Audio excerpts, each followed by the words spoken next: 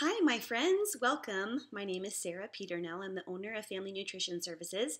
And boy, have I been getting a lot of questions lately about, can I eat dairy and dairy products if I have Hashimoto's?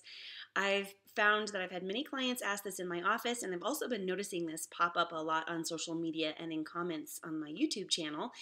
And I've actually been wanting to address this really important question for some time because I know I talk a lot about gluten, and maybe you've already watched my YouTube video about why you should go on a gluten-free diet if you have Hashimoto's. But I also think it's important for us to address some of the common issues that are related to consuming dairy. So I do actually have quite a few resources on my website at sarapeternell.com in my blog posts where you can learn some more of this information in depth. But what I want to share with you really are just kind of some of the basics about how dairy is a common food intolerance, excuse me. In addition to gluten, there are other foods that can cause inflammation in the body, and either as a result of leaky gut or even a cause of leaky gut can cause some systemic issues and some immune system dysregulation issues, and dairy is one of those for sure. In fact, I've found that usually about maybe 75% of the clients that I work with, once they resolve some of their primary symptoms by going gluten-free, the remainder of their progress with their diet is when they actually are able to also go dairy free. I know this is challenging. I often say, gosh, if you have to pick between the two, then I think probably going going gluten free to resolve intolerances is the priority. But also, if you're able to cut out dairy, that can really help to resolve some of the leaky gut issues that a lot of people face. So with leaky gut and autoimmunity, really what happens is that there's the promotion of growth of unhealthy gut bacteria.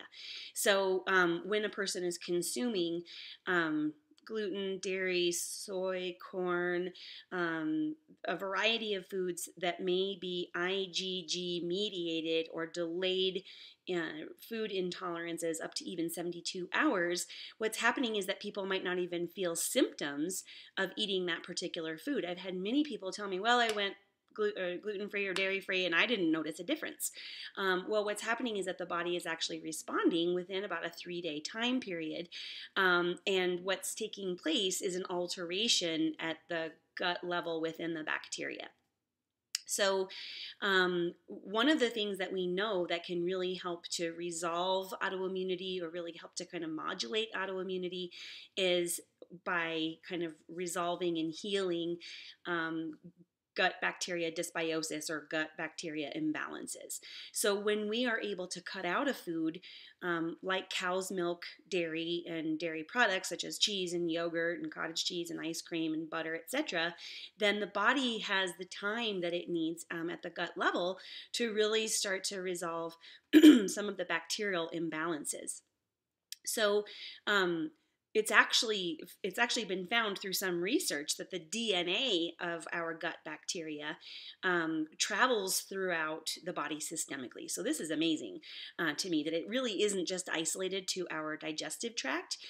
Some researchers theorize that the presence of gut bacteria may reside even in like joints or other tissues, organs, and especially in glandular tissue like in the thyroid.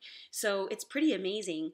Something that we're consuming maybe on a regular basis can alter our gut bacteria, and this gut bacteria DNA can travel systemically throughout our body.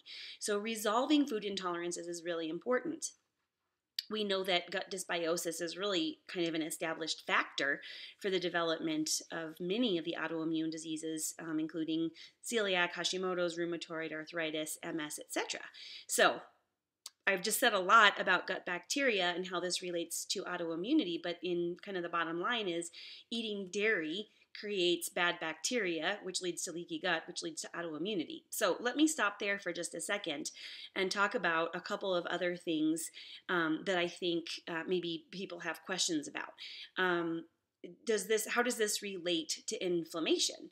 Well, when we have an overactive immune system, like in the case of consuming dairy products, which is a delayed IgG response or an IgG mediated response in the immune system, this basically puts the immune system on high alert. And when the immune system is on high alert, it's going to promote inflammation in the body, because this is what our immune system is designed to do, and we want it to do under normal circumstances. So, for example, if you cut your finger when you are chopping vegetables, you actually want inflammation to go to the site of that cut on your finger so that it can help promote white blood cell activity, right? And that macrophage activity to go in and help protect against any potential bacterial threats in the environment and help heal up and seal up that cut in your skin.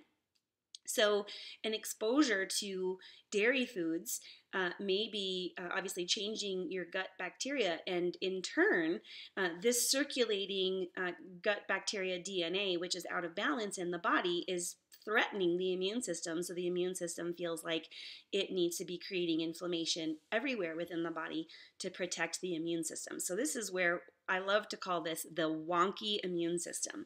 Your immune system has basically decided to just do whatever it wants, and it's confused, and it's trying to protect you, but it actually in many ways is now causing you quite a bit of harm. Where do we find dairy foods? Well, the thing is that it's actually kind of hard to go dairy free. I feel like today, with labeling and a much broader acceptance of, say, the gluten-free diet, a dairy-free diet can still be challenging, because dairy is found in milk, milk powder, cheeses, sour cream, yogurt, butter, buttermilk, ice cream, and it's also found in just tons of processed foods, baked goods, and it's an additive or a flavoring for many, many processed foods. So in a separate future YouTube video, I'm going to address lactose intolerance, because that's something different entirely. Really what I'm talking about, again, is milk protein intolerance as defined by the specific IgG reaction in the body. And we can test for this using specific IgG antigen testing, which is something I do in my practice. And so we're really talking about intolerance to the dairy protein, which is called casein.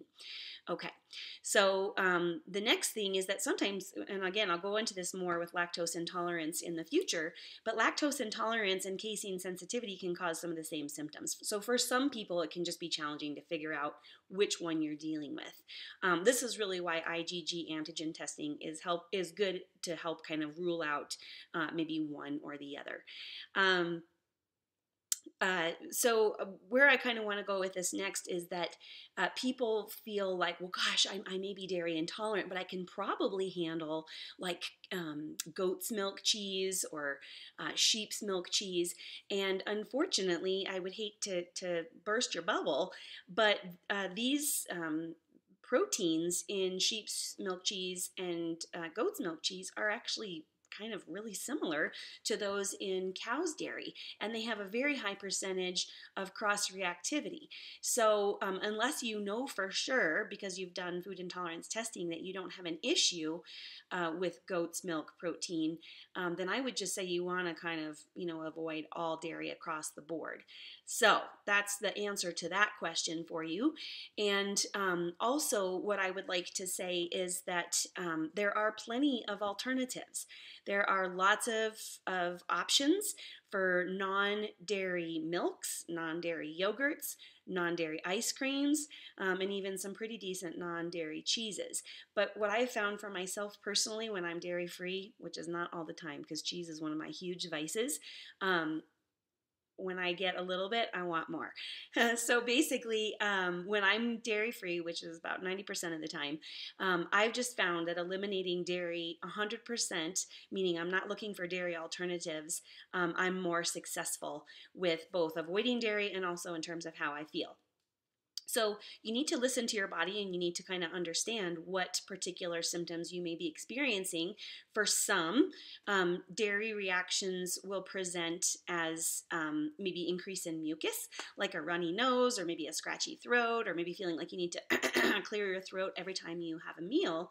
That would be something to pay attention to and notice if as that's maybe worsening, or it's becoming more of a problem for you, that it is a sign that you do need to maybe cut back on or avoid and eliminate dairy altogether. Some people notice obvious digestive symptoms, gas, bloating, diarrhea, constipation, upset stomach, nausea. These are very clear signs when you're eating dairy that you need to avoid that milk protein. So that one as well. But other very strange things that I found that many of my clients report, and I've also noticed in myself, is that sometimes dairy can also trigger mood and behavioral changes.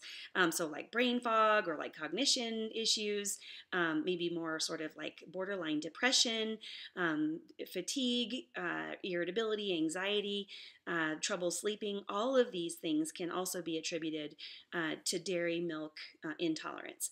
So definitely pay attention to those things. Now, if you're just thinking, I got to go dairy free, I know that it's affecting my health, it may be one of the contributing factors to my wonky immune system, and you're looking for a non dairy milk, I would say go try a couple different things in your grocery store. Maybe pick up a coconut milk, almond milk, cashew milk, oat milk, of course, checking to make sure that it is also gluten free.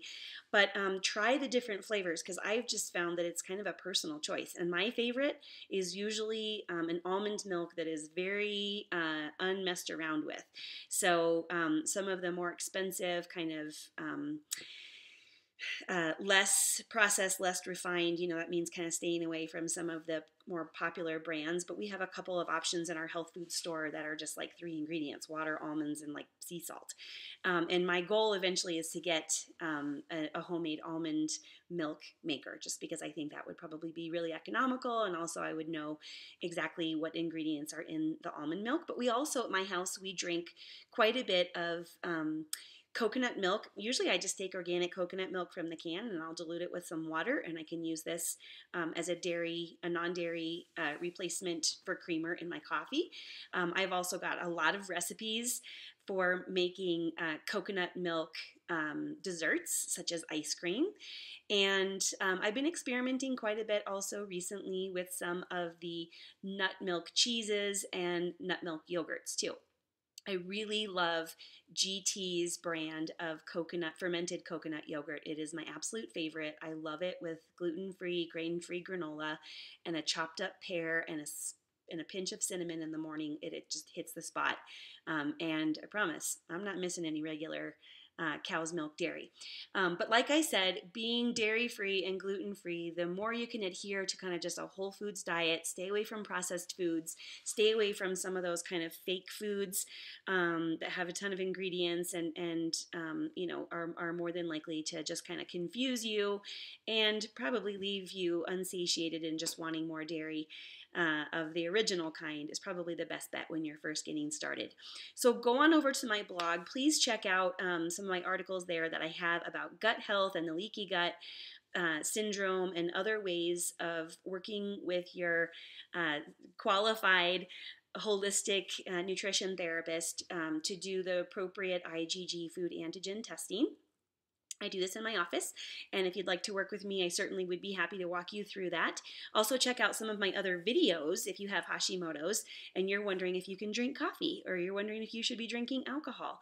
There are videos for you on those subjects as well. Thank you so much for tuning in, for liking, for sharing this video. And also remember to subscribe and set your notifications so that each week you get a little bell ding that lets you know I have a new video on these very important health and nutrition subjects. Thanks so much for watching. I'll talk to you soon.